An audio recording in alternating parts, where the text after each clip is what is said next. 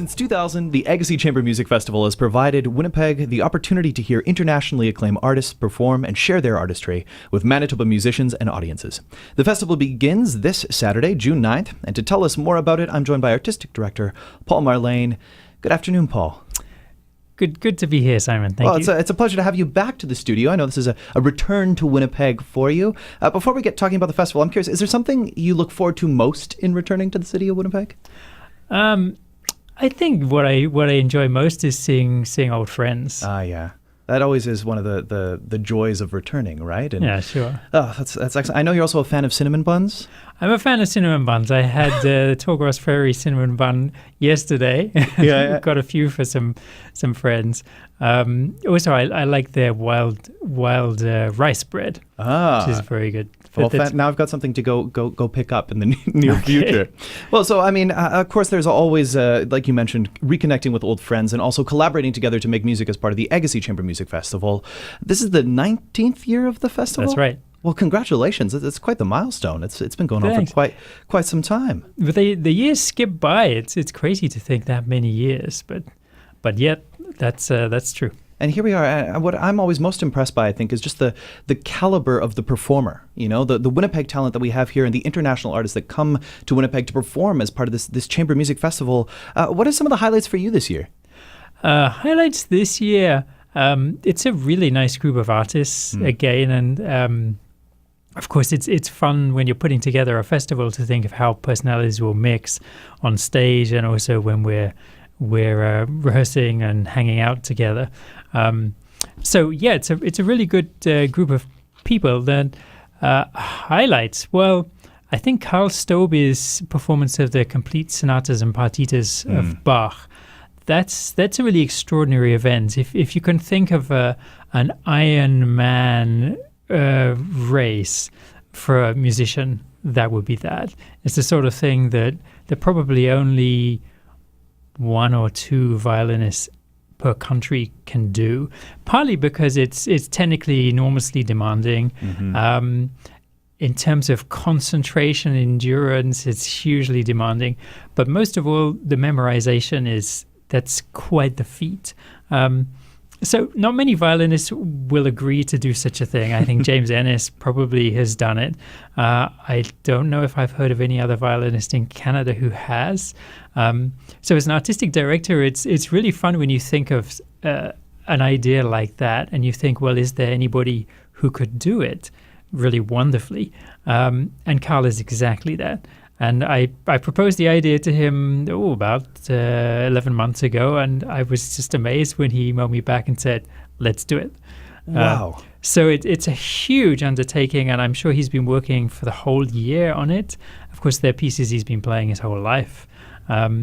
So they're really the Bible for a violinist, and they're very very powerfully compelling pieces of music, and for the audience, it's really a spiritual journey to experience the 6 sonatas and partitas over 2 nights. So I wouldn't miss that. No, it should be absolutely mesmerizing, and like you said, it's like a marathon, more than a marathon, an Ironman, where you wouldn't just run it. You know, you have to start preparing for it. And so I can only imagine what rigorous training he must be undergoing. And you should ask his wife. Carl's a pretty disciplined guy. And he's an award-winning violinist with national awards. So, yeah, it's going to be very special. Another really interesting concert will be the Sunday afternoon concert, which is called Inspired by the Baroque. And that has the Chausson concert for violin, piano, and string quartet. And it's kind of interesting piece because a concerto is normally for one instrument and orchestra. And this piece is really a concerto for 2 instruments, violin and piano. They're enormously demanding parts with a string quartet. So it's kind of a compromise between a symphonic concerto and chamber music, and it's a fantastic piece. Chausson's not such a famous composer, but this piece is very famous. So that's a great highlight. The Quartet for the End of Time by Messiaen is one of the great works of the 20th century, written in a concentration camp in Gorlitz, which was then part of Poland. that's a enormously powerful piece of music and experience, I think, for the audience too. We're going to have a fun finale with some tangos and chorus by Piazzolla and Django Reinhardt. Also, there's a new work by Winnipeg composer David Scott, his string quartet number 4. And you've performed his work before, and this is a world premiere, right? It's a world premiere, yeah. Actually, I premiered his cello concerto too. I've known David for many, many years. Yeah. And also, I think he's written 2 other works for the Chamber Music Festival. So, I'm a real fan of his music. He's a wonderful guy. He has a great sense of humor. It's nice when those things come together. Yeah. Isn't it? Yeah, totally. I mean, in listening through what is going on, there's a fair bit of music making that's going on, and some big artists coming to town or returning to town. Like James Campbell is going to be here along with his clarinet. I'm curious, what about James Campbell's playing do you enjoy most? Because I know you guys have collaborated before. He's performed as part of the Agassiz Chamber Music Festival. I believe you've performed at his festival as well, Yep. Festival of the Sound. When did you guys first meet, and what do you enjoy about his playing? When did we first meet? Actually, I was invited to his festival, first of all, and it's a wonderful Festival of the Sound, beautiful part of the world. Jim is such an impressive guy. He's really a classy musician and a classy festival director, a classy person. Of course, he's world famous, and he knows he's an important guy, but he's totally down to earth and natural. He's just a nice person, and he's just his way of dealing with people, his way of writing emails, his way of chatting with people, relating to people. He's very classy. So I learned a lot, actually, just kind of seeing how he works. He has this huge festival in Paris Sound. He's just a really interesting guy. So what do I like most about him? I just think he's a wonderful guy. Yeah. Well, I mean, in terms of putting these groupings together, you touched on it, thinking of each of the players and what they're going to be performing. How do you go about deciding these things? Like, do you say to Mr. James Campbell, well, I would really like to play with you one more time, or we've got another pianist or a pianist coming in. They've never worked together before. How do you go about deciding these things? Do you get to decide that? Do the players get to choose? I've always kind of been curious about that. Well, it's a combination. I've partly learned that from Jim and other festival directors, that it's wise to ask artists what they'd like to play. So I certainly asked Jim for ideas, and he came up with the idea of the Django Reinhardt and Piazzolla awesome. and Paul Maurer. And the Bernstein clarinet sonata he proposed.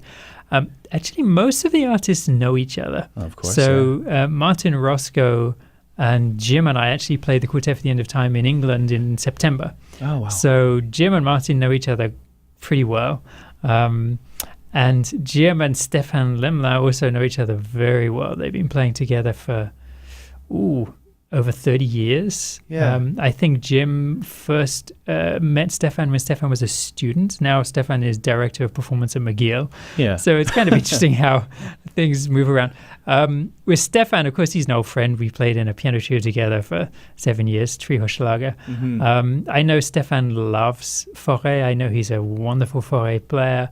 I know that playing the Fauré piano trio, which we're playing in the opening concert, is a special feeling. We've played it a lot together, and it's a really, really wonderful piece of music, and I love the way he plays it. So as soon as I knew he was coming, I thought Fauré piano trio. Makes it easier. And he plays the Chausson concert really fabulously. So that's another kind of slam dunk. Definitely going to do that. So really, when you think of different artists, often pieces of music just kind of pop up immediately. And Kerry DeWars, she's going to play some Arvo Pärt. She's such a beautiful player. That'll be great. Olivier Thoin is... actually, I have a really beautiful disc by him I was listening to, and I started to think Schumann Violin Sonata would be just great with him. The great Québécois violinist, and he's performed with so many, like the Orchestre Symphonique and Les Violons du Roi, and he's got a whole bunch of great stuff out there. He's a fabulous violinist, really wonderful chamber musician. He's come before. There's actually one of the out-of-town artist who's never been before, Milan Milisejevic. Mm-hmm. He's a Canadian-Serbian violist who is now associate principal at the Met in New York. Quite the job. And we were working together last year, and he's such a beautiful player. I immediately thought, I really want to get him to Agassiz. He's a lovely guy. So I think, I don't think he knows Jim. I think he knows a few of the other artists. So that's always nice when you can introduce people who you're sure will become friends and performing colleagues. And to keep the connections going. I mean, that is the wonderful thing. I do want to touch very briefly on the fact that this isn't just a performing festival, but also a teaching festival, at least in part. There are, of course, master classes that are going on, and the ever informative Andrea Ratuski will offer pre-show chats. I mean, there's so much that people can glean from this festival, which is another remarkable bit. I was wondering if you could speak to that a little bit. Yeah, well, you put that very, very beautifully. The education side of the festival is huge, and we really value that. I think the core of the festival is having wonderful international artists working with equally wonderful Manitoba artists, and it's so great that there are so many fabulous players in the city and in Manitoba, and having the opportunity to create those kind of jams on stage is really fun. We also really want to contribute to the community and the next generation of wonderful Canadian Manitoba artists. So we've actually started a new series this year, which we're calling The Next Generation, and we've invited some of the most gifted chamber music groups composed of young Winnipeg musicians. So the beginning of the festival actually starts with the Forte Quartet. This is a young string quartet, and then the Wolseley Quartet, another string quartet, is going to be playing too. And then, of course, we have emerging artist concert Angela Swit Keen Nung. She's been winning national awards. I believe she's playing at Carnegie Hall quite soon. But before she does that, she's going to play in our festival, which is great. She's a wonderful, wonderful pianist. And we've got a series of masterclasses, 3 masterclasses, a piano, clarinet, and a cello masterclass.